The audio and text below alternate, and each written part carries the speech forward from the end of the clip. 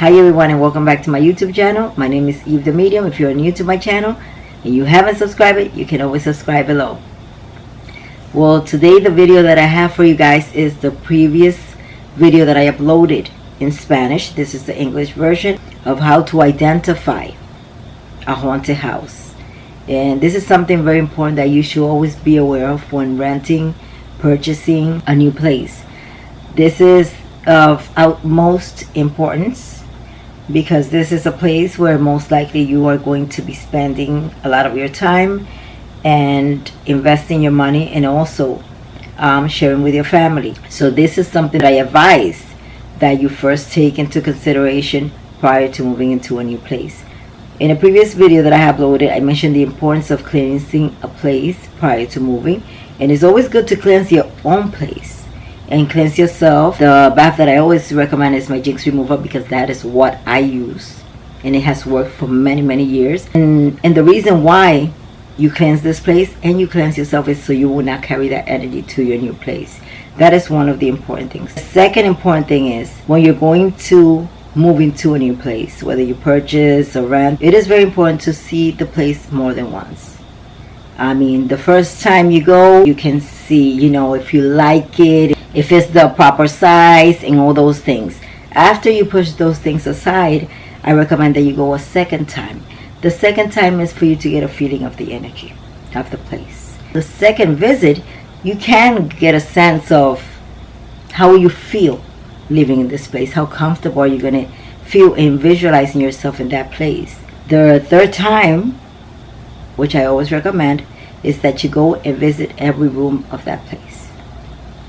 Sometimes on the first date, upon entering, you will not get a feeling of the energy, even though there are some homes or places where just upon entering, if the energy is really strong, just upon entering, you will feel overwhelmed by that negative energy or entity that is there. There are other places that as soon as you go in, you will feel welcome and sort of embraced by the place and just loving.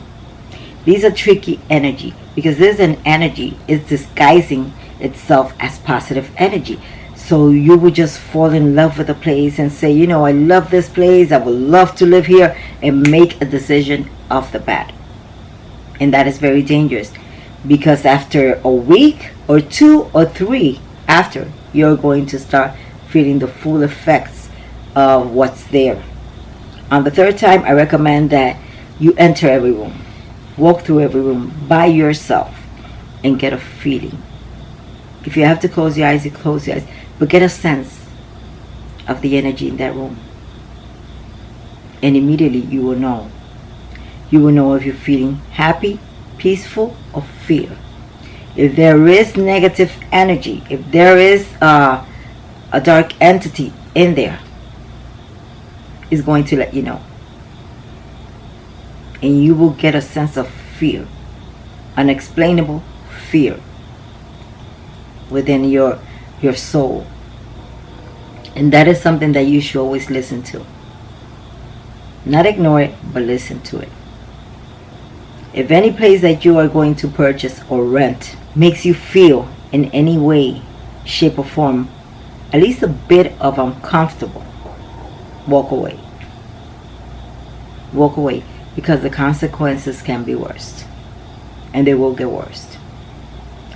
As I mentioned, these things are not visible to the physical eye, and most of you might not be aware of your psychic abilities, but everybody is sensitive to energy. So this is something that we all can feel. But you have to set the intention to feel. You have to sort of program yourself, say within yourself, I want to feel the energy in this room. And you will feel the energy in the room. If you have already moved into a place as a last minute thing that you had to do because you had no other options or choices, and you are experiencing these dark energies in your home, I never ever recommend that you confront this alone or decide on your own to get rid of it. The first things that need to be identified is if these entities were there prior to you moving. Second, if this was something that someone sent to you, a dark spirit, to work on you and your family, to cause harm and problems between you and your family. Or is it both? That's why it's so important to get a professional medium that can identify if these spirits were already there. Because like I said, once you move into a home, you can spend at least a month and still not feel anything. But once those spirits decide to create chaos and problems in your family, it will not stop. And these spirits tend to attach themselves mainly to the weakest member of the family. There will always be someone, and I don't mean weak physically, I mean weak spiritually. Someone with low vibration, someone that's ill, someone that has experienced depression. These are the spiritually weak individual these spirits will attach themselves to. And if there was already a problem among the family members prior to moving into this home, these spirits will grasp onto that problem and enhance it, make it worse. That's why it's so important to identify these things. If you're experiencing these things in your home, it's very important to get a professional. How will you know if a dark energy, if a dark entity is bothering your child at night? Which I never recommend small children to sleep in a room alone. I mean, that's just me. Some people have other opinions, but I never recommend that. Why? Because children have very powerful energies, and these spirits tend to attach themselves to absorb the energy of these children. I have heard from many clients that have come to me to ask me, my child does not stop crying at night, but I'm talking about babies. From let's say 2 years and down, my child does not stop crying at night. As the night comes, they become irritable. They do not want to sleep alone. I mean, the cries are unbearable. And I have taken this child to the doctor and nothing is going on. They don't find anything. And it's just at the time of putting the child to sleep. And I would say, have you investigated if there is any negative energy in that room bothering that child at night? Let me tell you, this is something very easy to detect, because that is one of the first symptoms. Okay, I know there's spoiled babies that cry a lot because they want to be with their parents in the same bed, but these child eventually fall asleep. But a child that is being bothered by a dark spirit will not stop crying. I mean, the cries are unbelievably loud, fearful cries. And sometimes you will find the child looking to certain areas of the room, or stay staring at certain areas of the room, and you will know immediately. That's a sign. That's one of the signs that the child is seeing something, because all children are clairvoyant. Some lose that clairvoyance as they get older, but every single child is able to see into the spiritual world. Every single child. So when you see a child scared and staring into a particular corner or any area of the room, go extend your arm to that area and you will get a feeling. You will feel something, either a cold or goosebumps, but you will feel something. So what should you do? Remove that child from that room. There are some parents that I advise to put a camera in the room. And even though these things might not catch them on video, but some you can. Some will allow you to see them, but you will capture some noise. You will record some noises in that room if there is any dark entity. So there are a lot of ways to identify these lower level spirits, these dark spirits that are in your home, if you're already living in a place that is invaded by these dark spirits. So here are the things that you should look for, other signs that you should look for. I wrote everything down, so just to make sure that I cover everything. One of the signs these things will give you are noises, especially at night, because spirits like darkness. So when you turn off all the lights and everybody goes to bed, that's when you'll start hearing sounds. But it's not limited to that, because sometimes even during the day you will see dark shadows from the corner of your eyes. You will hear sounds. Most of the time these spirits are very show off. They like to let you know, I am here. Look at me. Acknowledge me. I'm going to scare you. They like to make us feel, they want to make us feel fear. They want us to fear them. So they will always let you know that they're around. Especially if they've been there for many years. They will let you know you invaded their space and this is their space. So it's also important that when you're going to purchase a home, to make sure you question what year was this house built. Because these are things that a lot of people neglect to ask. Who lived there? Why they're selling? I mean, we don't want the whole story, but why is the family selling? Even though a lot of real estate agents, unfortunately, they will not tell you the whole story, and especially if the house is haunted, they are not going to tell you because they do not want to lose out on that commission. So you have to do your own research. If anything strange happened in that home, any crimes. These are things that we do not think about, but are very, very important. And if, like I said, if you have already moved there, there is always a curious neighbor that knows everything that's going around in that neighborhood. And if you ask them, they will tell you the whole story. The good, the bad, and the ugly. They will inform you without you even having to dig too much into it. So if you have already moved into a place, find these things out. These things are extremely important for you to know. And the year the home was built. Because these houses nowadays that are remodeled, we see, oh my God, they are gorgeous. But we don't know the ground that they were built in. What was there before. And you find this in the history of the town. You can find these things out. And like I said, the year. The older the home is, the more history it has.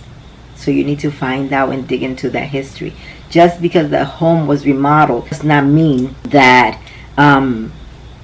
whatever happened in that home was erased. Wood absorbs energy and retains energy for many, many years. And these spirits can attach themselves to that. So that is something that you should and always look into. The history of the house and the year that it was built. Signs and symptoms of a sick home. These are things that you will experience while living already in that home or an apartment. Like I said, it's not limited to just purchasing a home, because these things that I am talking about can be experienced in other places. Even a business that you purchase can be cursed or have a dark spirit attached to it, whether sent or that was there, previous owners from many, many years back. So that is why you investigate all these things, so you can have an idea of where you're investing your money or where you're moving to. Because there are some people that have moved to certain places and in a matter of 2 weeks have to leave. Because we don't know what goes on in these places, the homes or apartments. A lot of people do weird things, trust me. Okay, so one of the first signs that will manifest in a house that is sick is financial problems. Your money will never be enough. You will find that your money just goes down the drain. And things will get broken here and require expenses, and something else will break here, and another thing will break here that requires more money, and you would never seem to have enough. That is one of the main problems that arises in a sick home. This is something that you should look for, okay? Because these houses tend to suck you dry financially. second thing that you should look for is if you notice a change in a certain family member, one of your children. I always say the importance of recognizing ourselves, our emotions, our feelings, our thoughts, recognizing our partner, knowing our children. These are things that are very important, because immediately if you see a change in the person's personality, we always assume drugs, of course, but it's always important to look into other things, because the person will definitely change completely. They will isolate themselves, they will stop communicating, they will be depressed, they will be angry, they will stop taking care of themselves physically. This person will stop communicating with other members of the family, and these are symptoms that will manifest in the weakest person, and I mean the one that's more susceptible to a drainage of energy from these low-level entities. So these are things to look for. But these spirits do not tend to attack only one person. Yes, they sort of possess one of the family members more than the others, but everybody will feel it.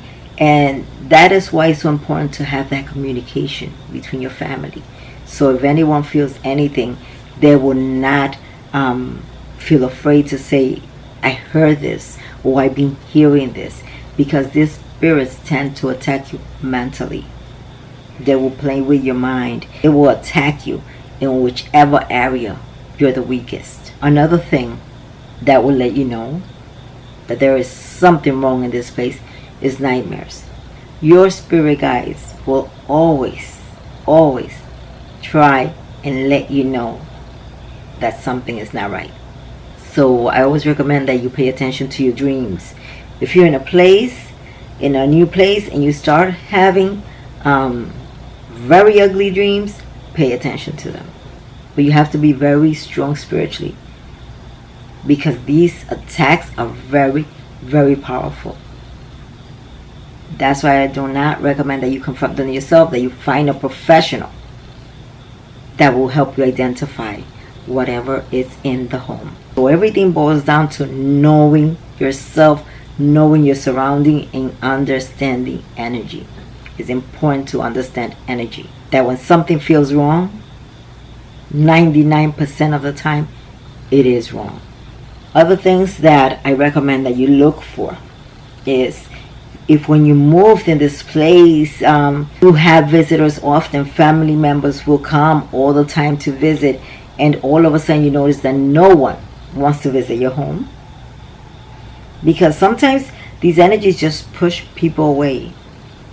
And there's other times that we might visit a place, for example, and we might not exactly tell the homeowner, you know, I'm feeling something weird here. Because I have been to places where I say, you know what?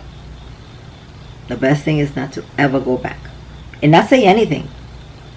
Because trust me, there are places where there are these lower level entities, and people are so wrapped by these dark spirits and this dark energy that they learn in a way to coexist with them. If that makes any sense. I've been to places that I ask myself mentally, I say, aren't these people aware that there is something here? Can these people feel anything? And I'm here in these places seeing, feeling, and hearing things. And these people are all jolly. But this does not mean that they're not being affected by these entities. In a way, these spirits have taken control and they're not aware of it. But someone looking from the outside in will recognize, will see the changes. And there are other times when these homes can also be inhabited by benevolent spirits. Spirits that are not exactly there to cause you harm, but were there before you and are fine with you living there. They have not crossed over, but they just decided that they just want to stay there and live with you. Sometimes these spirits might even help you to see certain things and to change your life. So if they're there for a reason and to help you in a certain situation. And then they move on. Never stay. But the dark spirits do stay for a very long time. They do stay. So these are things that I advise that you look for when moving into a new place, when renting a place. And like I say, when you're going to move into a place, cleanse the place. Get your floor washed. Clean the place out. Get rid of anything that was there. Not stay with anything that was in that home just because it looks pretty. Get rid of it. You do not know what energy that object has absorbed. So get rid of it. If you didn't have it before, why will you need it now? Because one, you do not know why they left it behind. And two, you do not know what is attached to that object. So get rid of everything. Clean the place. Even the grounds. Bless them. Bless the home. This is if you have moved to a place where you didn't get a chance to get a feel of the energy, and this is something that you had to do really quick, a decision that you had to make really quick, and move into this place. Another thing that I advise is, prior to buying and investing in a new home, get a reading. Give the medium the address, because we can connect at a distance. We can get a feeling at a distance of a place, and we can tell you if that place is good for you or if it's not going to be good for you. You can do that with the address or picture of the place. Just by going over the picture, I can get a sense of the energy in the home. Then after you move in the new place, make sure that you cleanse it, but also cleanse the old place.